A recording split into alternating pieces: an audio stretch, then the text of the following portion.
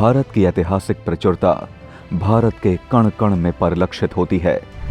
प्राचीन काल से ही भारत अपने भव्य स्मारकों और धरोहरों के लिए विश्व प्रसिद्ध रहा है।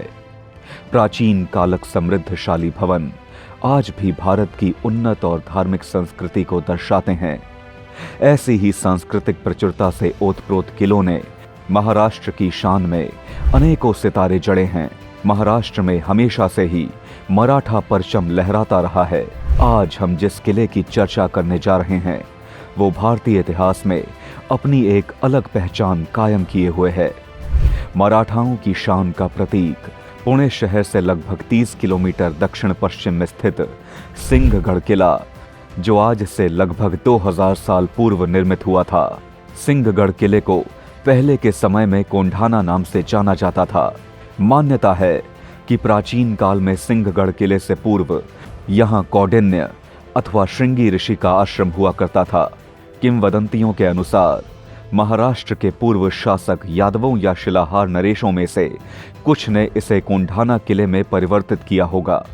सिंहगढ़ किला अपने गर्भ में अनेकों रहस्य समेटे हुए है। मुगल काल में ये किला कुछ विशेष चर्चा का विषय बना। मुगल काल में मोहम्मद तुगलक के शासन में ये किला नाग नायक नामक राजा के अधिकार में था। 8 माह के लंबे युद्धकाल के पश्चात यहाँ क्रमशः अहमदनगर के संस्थापक मलिक अहमद और बीजापुर के सुल्तान का भी कब्जा रहा। इतिहास में छत्रपति शिवाजी महाराज के साथ इस किले का विशेष संबंध दर्ज है। छत्रपति शिवाजी के पिता मराठा नेता शाहजी भोंसले को इब्राहिम आदिल शाह के शासनकाल में पुणे क्षेत्र का नियंत्रण सौंपा गया था, किंतु छत्रपति शिवाजी महाराज ने किसी मुगल शासक के सामने न झुकने का प्रण लिया था। अतः वो स्वराज्य की स्थापना की ओर अग्रसर हो गए। उन्होंने आदिल शाह के सरदार सिद्दी अंबर को अपने अधीन कर कोंढाना किले को अपने स्वराज्य में शामिल कर लिया। 1649 में अपने पिता को दिलशाह की कैद से छुड़ाने के लिए उन्हें इस किले को फिर से आदिल शाह को सौंपना पड़ा। तदंतर 1665 में इस किले की कमान मुगल सेना प्रमुख मिर्जा राजे जयसिंह के हाथों में चली गई। छत्रपति शिवाजी महाराज ने अपने सरदार तानाजी मालुसरे और उनके सैनिकों के माध्यम से ये किला फिर से अपने नाम कर लिया। इस युद्ध में तानाजी वीरगति को प्राप्त हुए। तानाजी को श्रद्धांजलि देने के लिए शिवाजी महाराज ने इस किले का नाम सिंहगढ़ रखा। सिंहगढ़ किला 17वीं सदी के अनेकों ऐतिहासिक संग्रामों का साक्षी रहा है।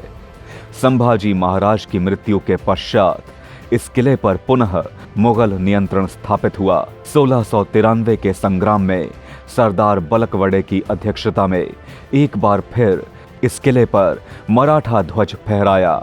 ये सिलसिला यहीं समाप्त नहीं हुआ।